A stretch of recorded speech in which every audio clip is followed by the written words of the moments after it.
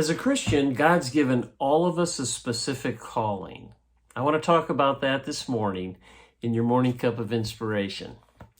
I was reading in Acts, the 26th chapter. Paul is sharing his story. He's sharing his conversion experience. And there's a couple verses that popped out to me that involves Paul's calling. And I want to share those with you this morning. It was interesting in the 14th verse where God said, Paul, why are you persecuting me? And said, you are only hurting yourself when you resist your calling. Wow, that's powerful. Are you fulfilling your calling today as a Christian? You know, if you're not, you're only hurting yourself. You're missing out on God's blessings. You're missing out on God's peace and joy in your life. You're missing out on God's eternal rewards that He wants to put aside for you. So don't miss that calling. So you're saying, Terry, what's my calling? It's very rare that I really feel like I have a calling.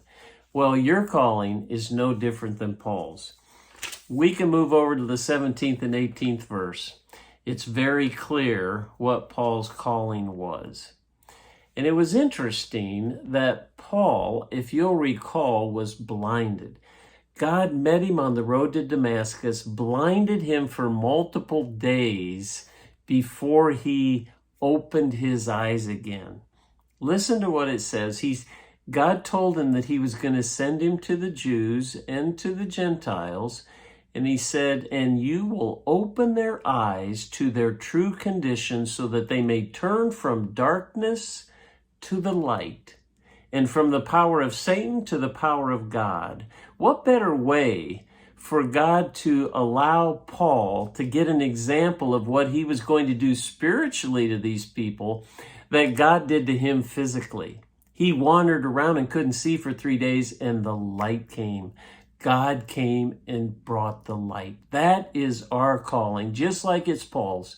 We need to turn the darkness of this world into the light of Christ. We need to look everywhere we can. Our lives need to be full of light, need to be full of the Holy Spirit, that everywhere we go, we dispel darkness.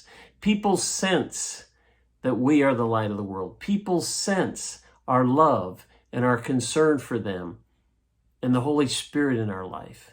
So may I challenge you this morning, let that be your calling. Let your light radiate through the darkness, just like God instructed Paul, and find that calling. God bless. Thanks for following me in our morning cup of inspiration. And we'll see you next time.